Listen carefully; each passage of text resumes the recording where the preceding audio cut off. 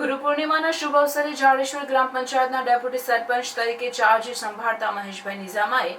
આવનાર સમયમાં જાડેશ્વર ગામના વિકાસ અને જાડેશ્વર ગામની જનતા માટે લોક કલ્યાણ સુખાકારી કાર્યશીલ રહેશે તેમ જણાવ્યું હતું। ગામ સહિત સોસાયટી વિસ્તારના સર્વાંગી વિકાસના કામોને વધુને વધુ લોક કલ્યાણના કાર્યને સિદ્ધ કરશે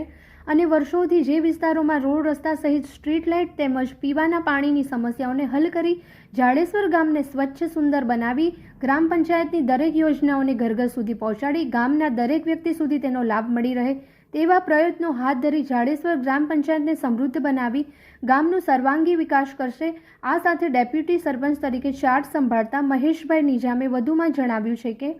ગામના દરેક મતદારોને મને જે સાથ સહકાર આપી અહીં સુધી પહોંચાડ્યો છે તે બદલ સૌનો આભાર વ્યક્ત કરું છું।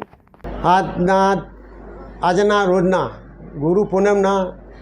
શુભ દિવસે હું જાડેશ્વરના ગામ પંચાયતમાં